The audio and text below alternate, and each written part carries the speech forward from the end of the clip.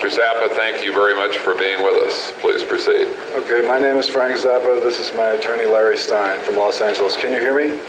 If you could speak very directly and clearly into the microphone, I'd appreciate it. Okay, my name is Frank Zappa. This is my attorney, Larry Stein. The statement that I prepared that I sent you 100 copies of is 5 pages long, so I have shortened it down, and I'm going to read a condensed version of it. Certain things have happened. I've been listening to the event in the other room, and I've heard some conflicting reports as to whether or not people in this committee want legislation. I understand that Mr. Hollings does from his comments. Is that correct? I think you better concentrate on your testimony rather than asking questions of the committee. The reason I need to ask it because I have to change something in my testimony if there is not a clear-cut version of whether or not legislation is what is being discussed here. So do the best you can, because I don't think anybody here can characterize Senator Hollings' position. Okay. Well, I'll carry on with the issue then. First thing I might help out, just a little bit if I might, but I think it is. Yes. This is one senator that might be interested in legislation and or regulation to some extent, recognizing the problems with free right of expression and my previously expressed views that I don't believe I should be telling other people what they have to listen to. Mm-hmm. But I really believe that the suggestions made by the original panel was some kind of an arrangement for voluntarily policing this in the music industry is the correct way to go. Mm-hmm. So if it'll help you out in your testimony, I might join Senator Hollings or others. There's nothing voluntary about policing. Some kind of legislation and or regulation unless the free enterprise system, both the producers and you as the performers, see fit to clean up your act. Okay, thank you. Okay, so that's hardly voluntary. First thing I would like to do, because I know there is some foreign press involved here, and they might not understand what the issue is about. One of the things the issue is about is the First Amendment to the Constitution. And it's short, and I'd like to read it so they will understand. It says, Congress shall make no law respecting an establishment of religion or prohibiting the free exercise thereof or abridging the freedom of speech or of the press or the right of the people peaceably to assemble and to petition the government for redress of grievances. That's for reference. These are my personal observations and opinions. I speak on behalf of no group or professional organization.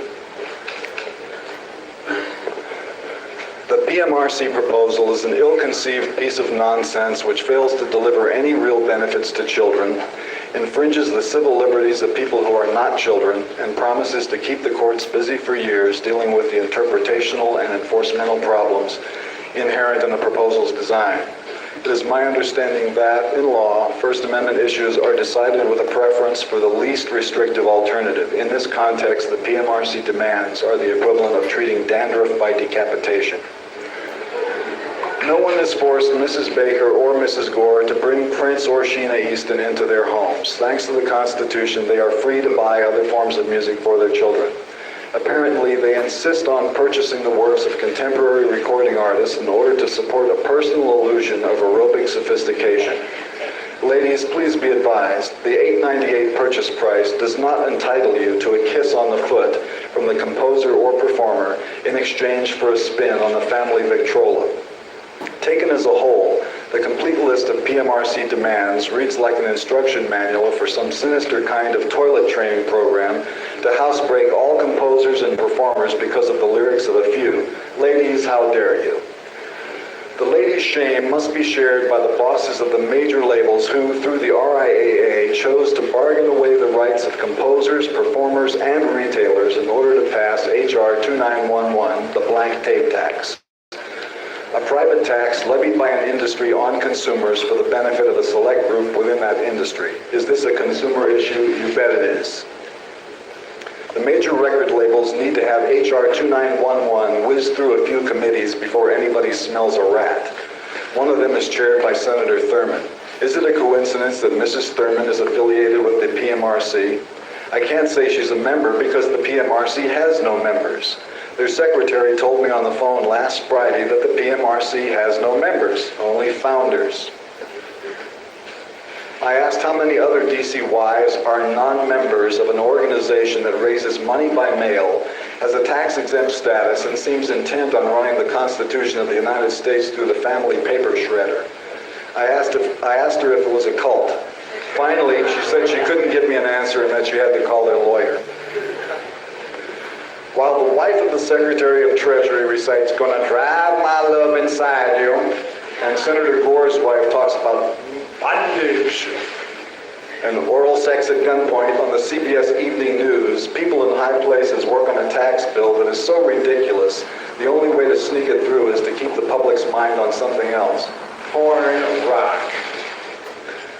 Is the basic issue morality? Is it mental health? Is it an issue at all? The PMRC has created a lot of confusion with improper comparisons between song lyrics, videos, record packaging, radio broadcasting, and live performances. These are all different mediums, and the people who work in them have a right to conduct their business without trade restraining legislation whipped up like an instant pudding by the wives of Big Brother. Is it proper that the husband of a PMRC non-member founder person sits on any committee considering business pertaining to the blank tape tax or his wife's lobbying organization? Can any committee thus constituted find facts in a fair and unbiased manner? This committee has three that we know about: Senator Danforth, Senator Packwood, and Senator Gore. For some reason, they seem to feel there is no conflict of interest involved. Children in the vulnerable age bracket have a natural love for music. If, as a parent, you believe they should be exposed to something more uplifting than sugar walls, support music appreciation programs in schools. Why haven't you considered your child's need for consumer information? Music appreciation costs very little compared to sports expenditures. Your children have a right to know that something besides pop music exists.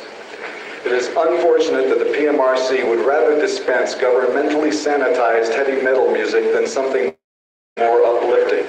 Is this an indication of PMRC's personal taste, or just another manifestation of the low priority this administration has placed on education for the arts in America?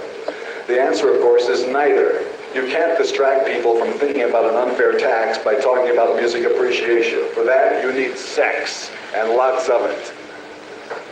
The establishment of a rating system, voluntary or otherwise, opens the door to an endless parade of moral quality control programs based on things certain Christians don't like.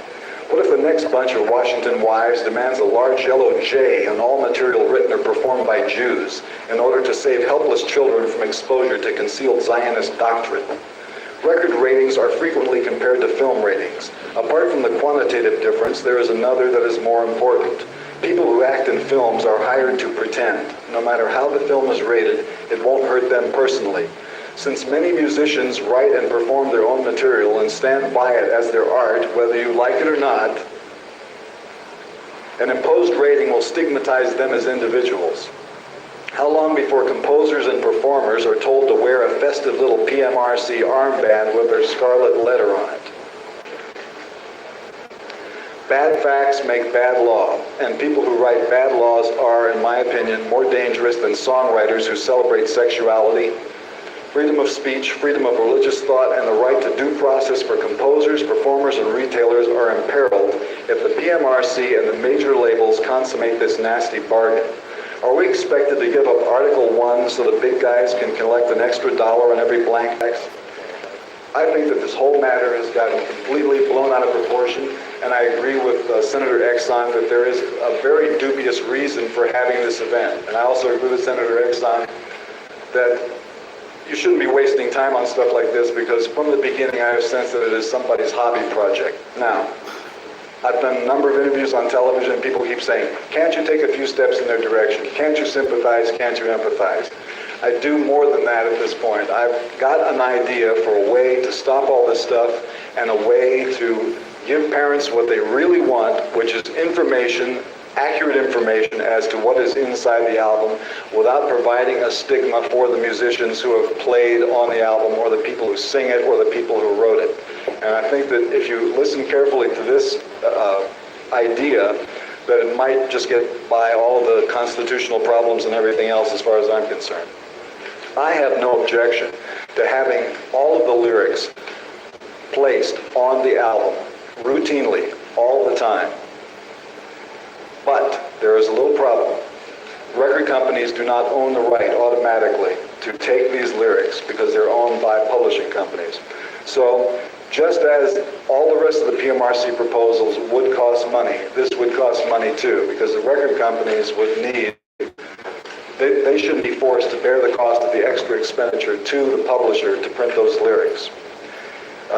If you consider that the public needs to be warned about the contents of the records, what better way than to let them see exactly what the songs say?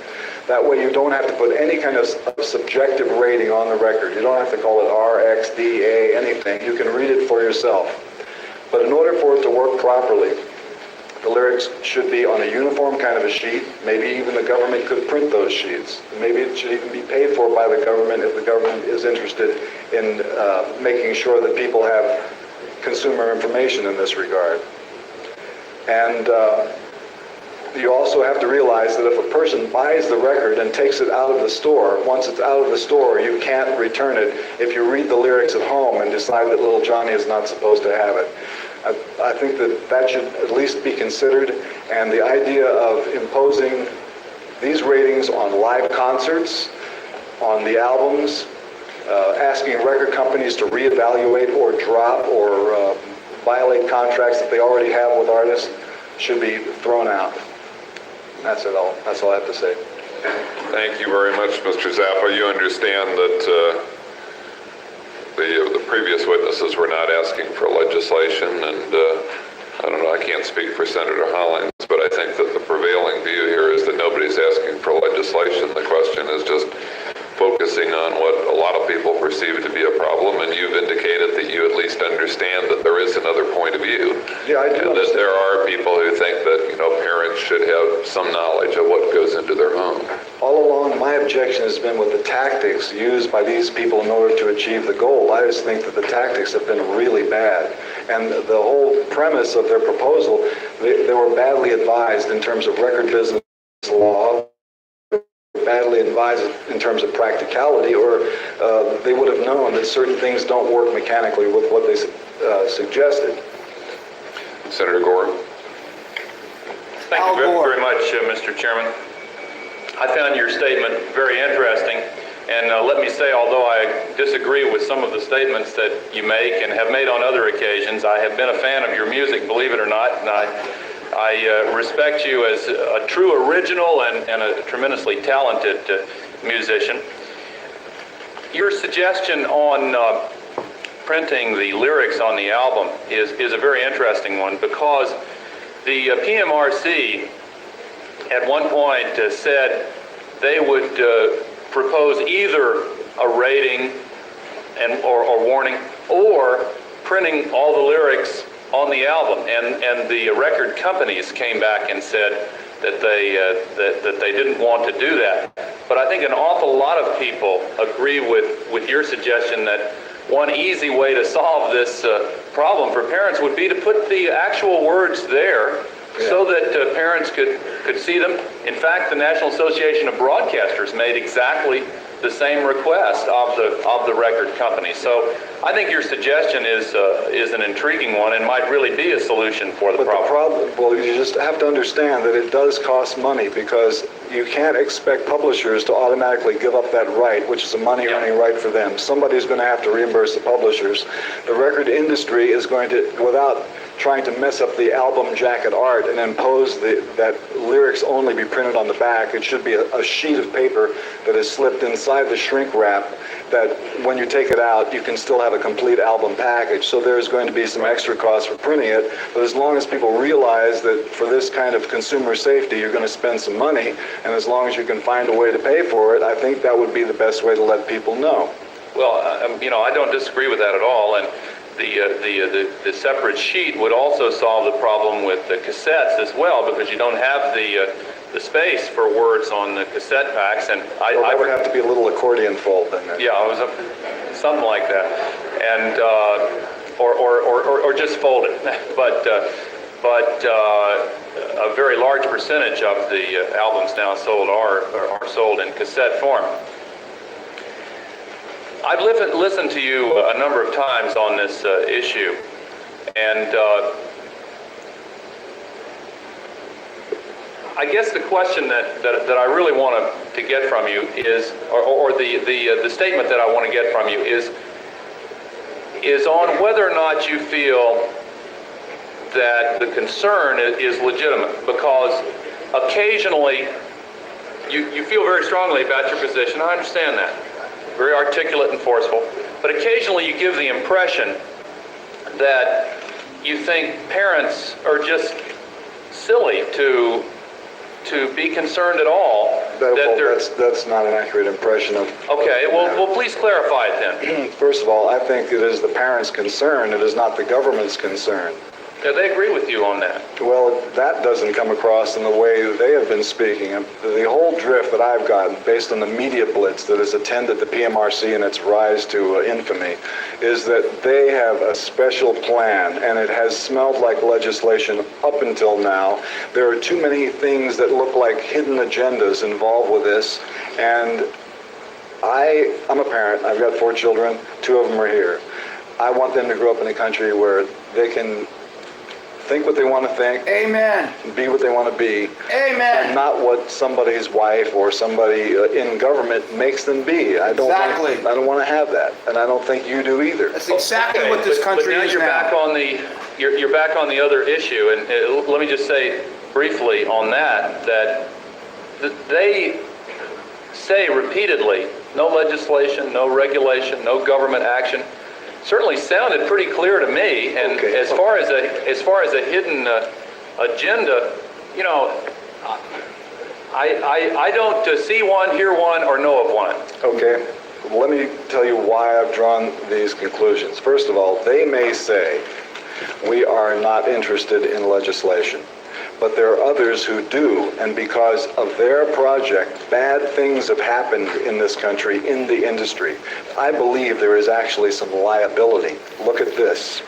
You have a situation where even if you go for the lyric printed thing in the record, because of the tendency among Americans to be copycats, one guy commits a murder, you get a copycat murder, now you got copycat censors. You've got a very bad situation in San Antonio, Texas right now, where they're trying to pass PMRC type individual ratings and attach them to live concerts, with the mayor down there trying to make a national reputation by putting San Antonio on the map as the first city in the United States to have these regulations, against the suggestion of the city attorney who says, I don't think this is constitutional, but you know, there's this fervor to get in and do even more. And the other thing, that if the PMRC starts off talking about lyrics, but when they take it over into other realms, when they start talking about the videos, in fact, you misspoke yourself at the beginning in your introduction when you were talking about the music does this, the music does that.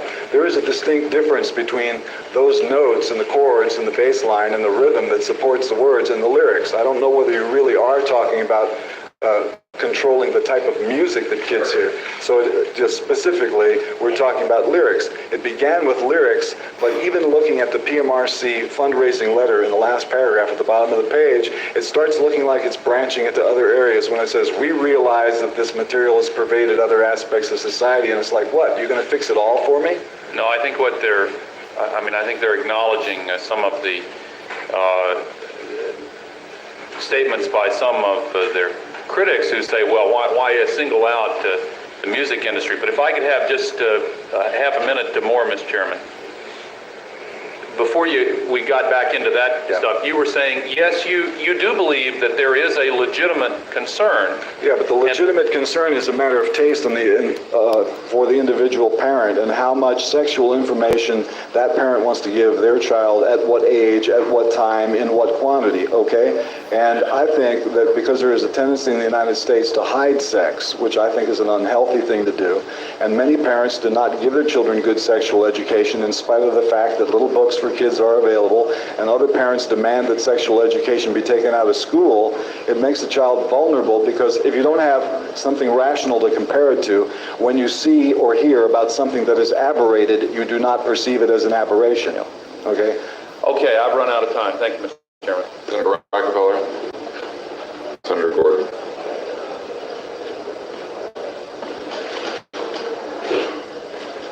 Mr. Zappa, I am astounded at the courtesy and soft-voiced nature of the comments of my friend, the senator from Tennessee.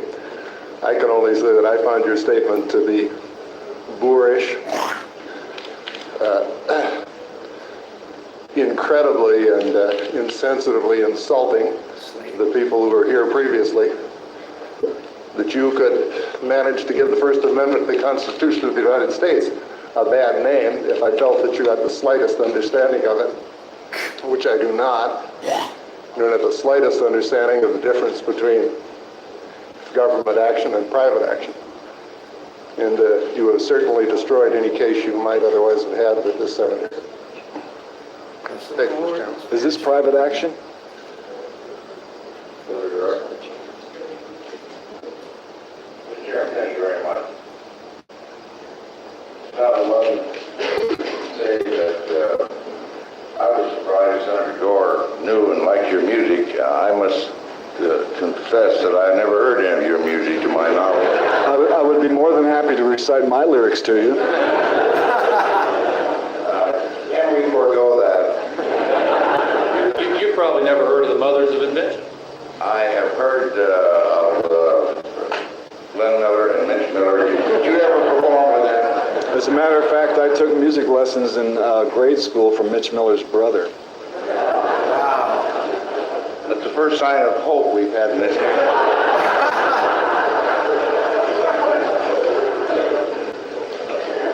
Let's try and get down to a fundamental question here that I'd like to ask you, Mr. Zappa. Do you believe that parents have the right and the obligation to mold the psychological development of their children? Yeah, I think they have that right, and I also think they have that obligation. Do you see any extreme difficulty in carrying out those obligations for a parent by material falling into the hands of their children over which they have little or no control? Well, one of the things that has been brought up before is talking about very young children getting access to the material that they've been showing here today. And what I've said to that in the past is a teenager may go into a record store unescorted with $8.98 in his pocket, but very young children do not. If they go into a record store, the $8.98 is in mom's pocket or dad's pocket, and they can always say, Johnny, buy a book. They can say, Johnny, buy instrumental music. There's some nice classical music here for you. Why don't you listen to that? The parent can ask or guide the child in another direction, away from Sheena Easton, Prince, or whoever else you've been complaining about. There's always that possibility. As I understand it from your testimony, and once again I want to emphasize that I see nothing wrong whatsoever. In fact, I salute the ladies for bringing this to the attention of the public as best they see fit, and I think you could tell from my testimony that I tend to agree with them, but I want to be very careful that we don't overstep our bounds and try and I emphasize once again telling somebody else what they should see. So I'm primarily worried about children. It seems to me from your statement that you have no obligation or no objection whatsoever to printing lyrics, if that would be legally possible, or from the standpoint of having the room to do that on record or tapes. Isn't that what you said? I think it would be advisable for two reasons. One, it gives people one of the things that they've been asking for. It gives them that type of consumer protection, because if you can read the English language and you can see the lyrics on the back, you have no excuse for complaint if you take the record out of the store. And also, I think that the record industry has been damaged, has been given a very bad rap by this whole situation, because it's been indicated, or people have attempted to indicate, that there is so much of this kind of material that people object to in the industry, that that's what the industry is. It is not that at all. Some of the albums that have been selected for abuse here are obscure. Some of them are already several years old, and I think that a lot of deep digging was done in order to come up with the song about the anal vapors, or whatever it was that they were talking about before. So if I understand you, you would be in support of printing lyrics, but you are adamantly opposed to any kind of a rating system. Is that opposed correct? to the rating system because, as I said, if you put a rating on of the record, it goes directly to the character of the person who made the record. Whereas if you rate a film, a guy who is in the film has been hired as an actor, he's pretending, you rate the film, whatever it is, it doesn't hurt him. But whether you like what's on the record or not, the guy who made it, that's his art. And to stigmatize him is not fair.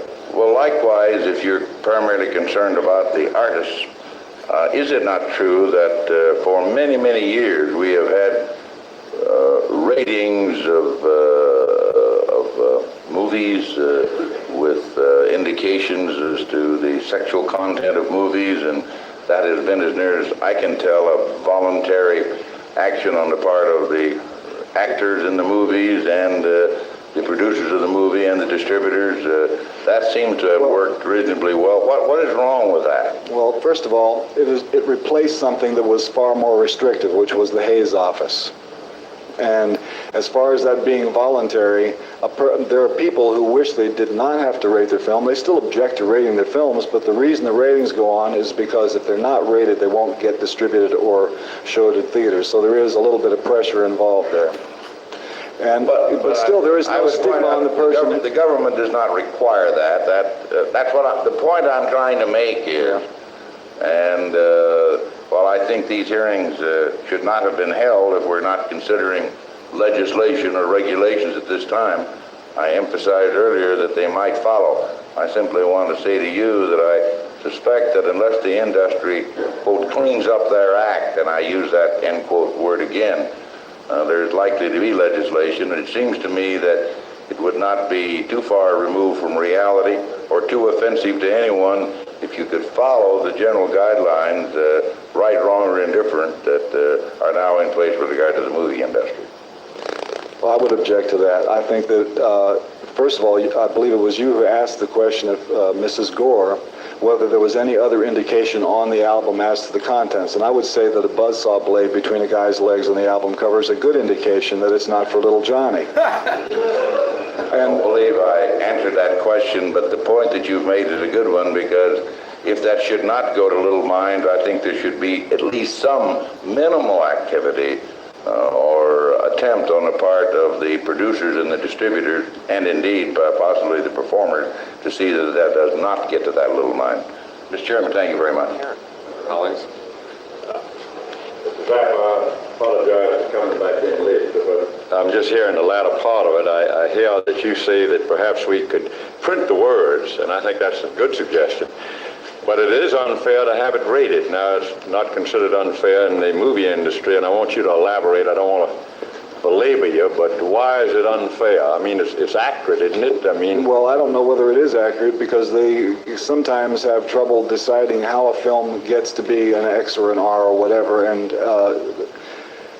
you have two problems. One is the quantity of material, 325 films per year versus 25,000 four-minute songs per year, okay? You also have the problem that an album is a compilation of different types of cuts. If one song on the album is sexually explicit and all the rest of it sounds like Pat Boone, what do you get on the album? How are you going to rate it?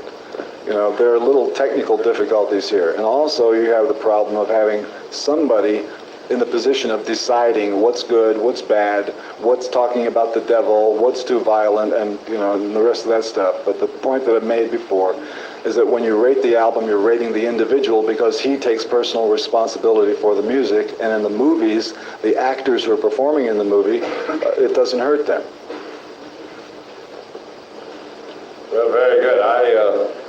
I think the actual printing of the content itself is perhaps even better than a rating. Let everyone else decide for themselves. I think you should leave it up to the parent, because not all parents want to keep their children totally ignorant.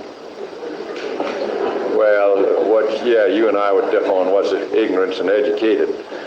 I can see that, but no, I happen to think I can't complain. It was there, and they see what they're buying, and I think that would be a step in the right direction. But as Senator Exon has pointed out, whereby the primary movers here in this particular regard are not looking for legislation or regulations, that's our function.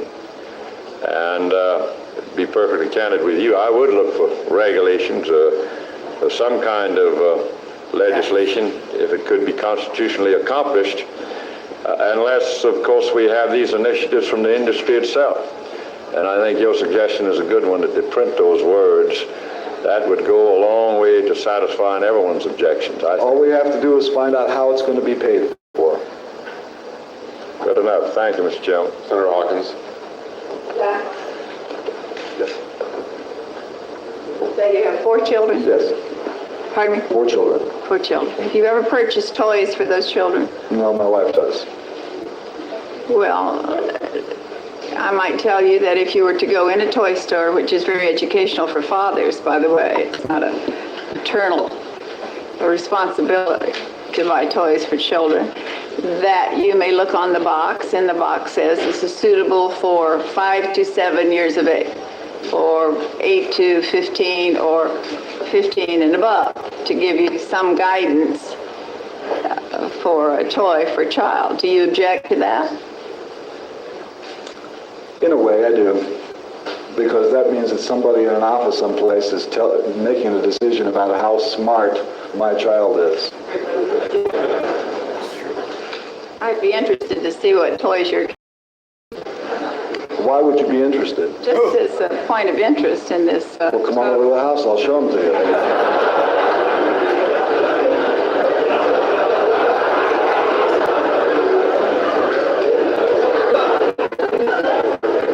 I might do that.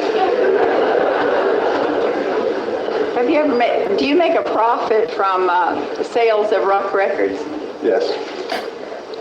So you do make a profit from sales of rock records? Mm-hmm. Thank you. I think that statement Really?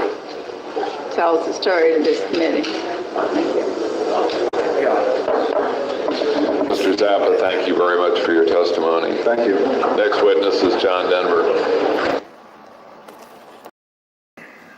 Hey, what's going on? And as I was,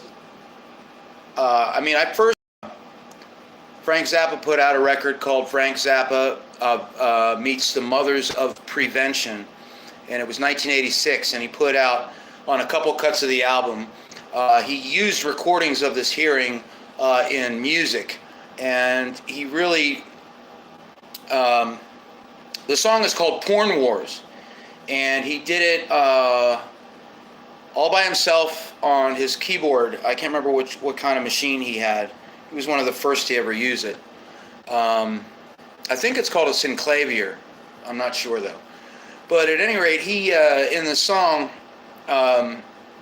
he really made it clear, that we were going to end up where we are today. And this has happened. And the YouTube's terms of service are like toilet training.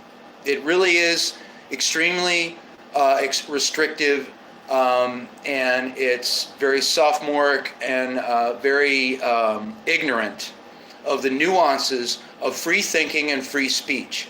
Now, this is not an endorsement of harming children or misleading them or causing harm to anyone. And any extreme kind of straw man argument by stating that I'm wanting to harm children, and that is absolutely not the intention here. Our situation, this is the biggest video website on the planet, and it's probably going to have a monopoly forever. I want to look at some of these comments because I really appreciate people chiming in.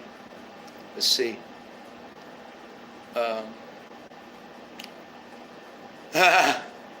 Yeah. Oh yeah. D. Snyder's is really good too.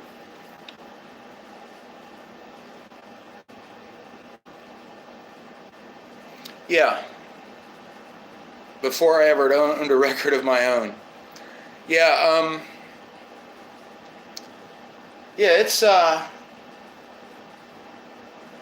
there's a lot in this that we can learn from. In this, if you search for Frank Zappa at PMRC Senate hearing on rock lyrics, you'll find this video. And it was taken down in 2007 by YouTube for vulgarity or inciting violence or something, but this good person, Bartek Kazuba, put it back up about 11 years ago. And if you go and listen to his words and his testimony, it's one of the greatest testimonies I think in our country's history as far as from an artist and musician. I want to end with this. Without deviation from the norm, progress is not possible. Information is not knowledge. Knowledge is not wisdom. Wisdom is not truth. Truth is not beauty. Beauty is not love. Love is not music. Music is the best. And also, jazz is not dead, it just smells funny. So those are the words of Frank Zappa. And that's without deviation. Now, I'm not saying that music is not beautiful. That's not what that statement says. It says without deviation. And deviation is not necessarily a bad thing. There is deviation in all forms of action. But in order to have breakthroughs in technology, deviation has to be done from traditional values. Because that's what keeps you on the straight and narrow. That's what keeps you dull and docile. And I do believe in innovation, deviation, and that's basically what I'm saying. And God bless Frank Zappa. This is August 13th, 2022, and that was Mr. Frank Zappa, Frank Vincent Zappa, in September of 1985 on Capitol Hill. And thanks for listening. You can search for the video. I'll put a link in the video description. I'm sorry this is a vertical video. Have a good day, and thanks for listening and watching all these years.